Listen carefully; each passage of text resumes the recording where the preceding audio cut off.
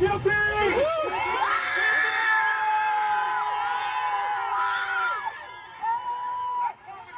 is the verdict that thousands gathered in the streets of Minneapolis were waiting to hear. Guilty on all charges. Emotions were running high late this afternoon as former police officer Derek Chauvin was found fully responsible for the death of George Floyd. Welcome to City News. It took a jury roughly 10 hours to come to that unanimous decision in the case that became a global focal point for the Black Lives Matter movement. Members of the jury, I will now read the verdicts as they will appear in the permanent records of the 4th Judicial District. State of Minnesota, County of Hennepin, District Court, 4th Judicial District. State of Minnesota Plaintiff versus Derek Michael Chauvin, Defendant. Verdict, Count 1. Court file number 27, CR 20-12646.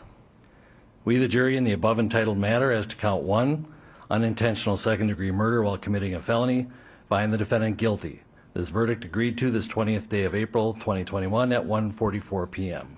We, the jury, in the above entitled matter as to Count 2, third-degree murder, perpetrating an eminently dangerous act, find the defendant guilty. This verdict agreed to this 20th day of April 2021 at 1:45 p.m. We, the jury, in the above entitled matter as to Count 3, second-degree manslaughter, culpable negligence, creating an unreasonable risk, find the defendant guilty. This verdict agreed to this 20th day of April 2021 at 1:45 p.m. Floyd's death touched off demonstrations and protests around the world, starting a global discussion about alleged police bias and brutality. The 46-year-old died after Chauvin knelt on his neck for more than 9 minutes during an arrest back in May of last year. The jury had several options, including handing down individual verdicts on each of those 3 charges. The most serious charge of second-degree murder carries a prison sentence of up to 40 years. Those gathered in Minneapolis were pleased with the verdict, but many say there's still more work to be done. Overruled on that ground. I feel vindicated, but I also feel emboldened. I feel as though this makes us unstoppable. I feel like the fact that we were able to secure justice for George Floyd means that we can secure justice for every Black person who was killed by police. I'm proud that he got convicted of all charges, but I want to look at this picture. We did not get justice for what led to George Floyd to his state. Everyone should just show their support. And just because like a lot of people feel like protesting don't work, this protest worked. We've been doing this all year, fighting for George Floyd, and we still not done.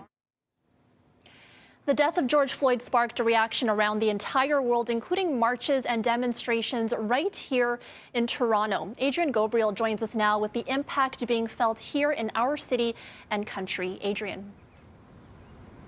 Yeah, that's right, Erica. There were protests not even in just Toronto, but straight across the country. It sparked a wider awakening to racial injustice. Just moments ago, I spoke with author and U of T professor Akwase Owusu-Bempah about what this means for race relations and police relations here in Canada.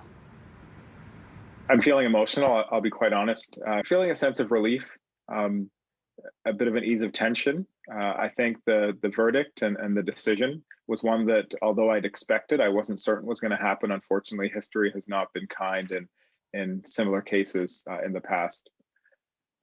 I think too often we take comfort in Canada. Our society is less violent. We believe that we don't have issues related to police use of force and racial bias in policing that afflict America, or at least not to the same extent. And while to an extent that is true, we do have our own issues here in Canada. I think for me, my hopes is that we as Canadians, our politicians, our police leaders and police officers, and the public generally will acknowledge what has happened here, acknowledge that Black, Indigenous, and other racialized people suffering from mental health and others, are subject to disproportionate use of force by the police. Could today's verdict mark a turning point for race relations between police and our racialized communities here in Canada? I think it sends a signal that we still have a long way to go. The death of George Floyd is unfortunately just one in a number of high-profile instances in which a Black person was killed at the hands of the police, and one that's been followed closely by Canadians as well. We have our own issues here in Canada we need to address. They're different from the United States, but we have our own issues.